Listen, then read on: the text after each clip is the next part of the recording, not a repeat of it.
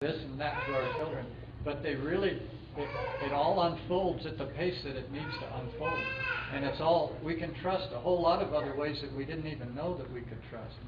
But Gannon really helped teach me that on about the 4th day of his life, or somewhere around 3.5 days of his life. So that, just one of the other things that I wanted to share that was extremely important, I think, also in this bigger picture, that there's, you know, again, he wasn't circumcised, and I really hate to see people that have a beautiful natural birth and then go and take their child into the doctor to circumcise their child, when you've had a wonderful experience, and then all of a sudden you're letting them have an extremely traumatic experience. So, you know, the husband-wife is a piece of the puzzle that's extremely important because it's the basis of a whole lot of the sharing. But there's a lot of other pieces to the puzzle too that are extremely important. And I wanted to give some of these along the way too. In that we didn't use any metal to sever or to cut. We didn't cut the cord. We just trusted Gannon would give it up like he's given up other things when they no longer serve him in his life at his own pace. We also didn't cut him frenulum when it was obvious to me in the immediate postpartum that he's tongue-tied.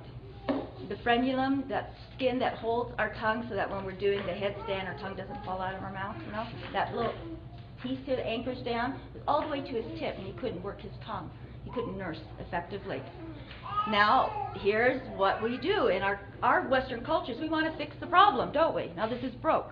But I don't look at humanity, how we come, as if anything imperfect about it. And I heard other speakers to this most excellent point. You know, like, did God make a mistake having a baby and then forgot to put a little pair of scissors on the umbilical cord? Or, in the case of my son Gannon, did God make a mistake? Did we make a mistake? Or what's wrong in that he's tongue-tied? We asked and said how it served him, and decided I'll work with it. He was my 4th baby. I was nursing at that point, and so I just worked with it. And he learned how to latch on, and he gave it up 3 years later. Well, the way it served ultimately is, first, he didn't again have a cut and a trauma, a severance, and also the imprint that we're fixing you because you're imperfect. We're going to make you better. We just let him be who he is. And then we saw ultimately, now that he's 21 years old, how it served. He listened. As a child, he was tongue-tied. It was difficult for him to articulate. So he listened. I mean, Great Spirit gives us 2 ears and 1 mouth. It suggests we are here to do twice as much listening as talking, a lesson I obviously have not learned.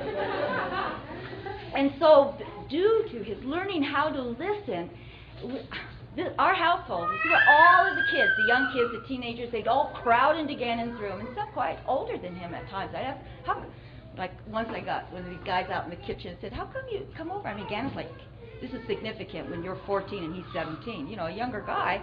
And he said, because Gannon's so mature. You know, he hears what I say, and then he just says like one sentence back, and I see it in a new way. He's just really important to me. He's a guy I'd really like to talk to because he can hear what I'm saying. He listens. Now, what if we had clipped his tongue? Or the story like James Hillman tells about the great Spanish bullfighter. Do you remember his name? No, anyway, the Spanish bullfighter. As a little kid in his neighborhood, he's terrified. He's like the sissy, the town, and he's always hiding behind his mother's skirt. He's always hiding. He's not able to even go out and play with the other kids. Now, what if this great Spanish bullfighter's mother, as a child, had diagnosed that he needs some therapy and brought him in, and he got some help to get through his fear so he could go out there and be... Well, the idea is that within the acorn is the oak. This is his destiny. It serves him or he wouldn't be fearful. Rather than fix it, ask how it serves.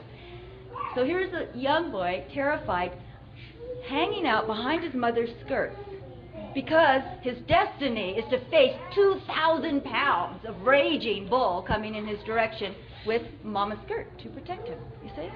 We don't know the future. That's why we're all here, eh? And I know we take, again, solace in thinking we do know. I really appreciate it. I think it was it Mons? talk about on that line that we want to stay in a comfort zone, so to speak, because we do know it's our experience. Or was that you?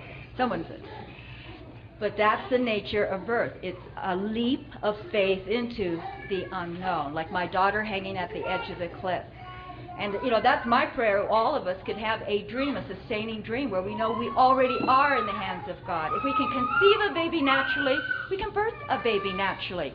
If you need technocratic assistance to get pregnant, like you have, you know, in vitro fertilization or so forth, you may constellate that when you give birth by needing to have the masked man all around you once more. But if you can conceive a baby without the cult of the experts, you can give birth that way as well. I wanted to say one other thing too, and that is, we were once told that one of the main reasons why so many people were afraid of this movement of home birth and of parents giving birth to their children was because if you give birth at home, you're very likely to then, it leads right into home education. And you know, some people are very worried about that. But one of the other things we found is, like, it's true. With our children then, we just didn't want, even though we had some wonderful Waldorf schools when we were in Santa Cruz, we sent the children there, but we didn't really want to do that. We wanted to be with our children. We wanted to be learning while they were learning.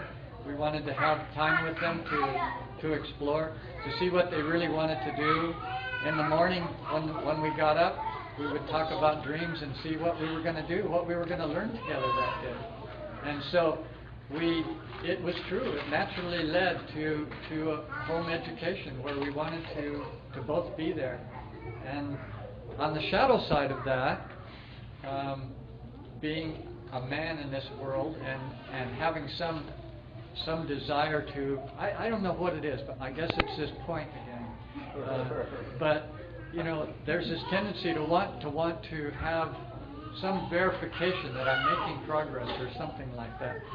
But I decided at one point I could have gone and taken a counseling job because I had a degree in psychology, and Jeannine said, no, I'd rather that you just stay at home with us and just do, you know, be the father at home, and we'll find a way to work and make it happen. So I said, okay. And I'm really glad I did. But the shadow side of it is, my friend who was, of course, you never know exactly that this is going to happen, but my friend who was in the same job as me then went on to have, well, he's making like $100,000 a year or something like that now. So, you know, I apparently gave some things up, and it's a little hard. Sometimes men, you're going to have to find a way to feel good about this other kind of path if you choose it.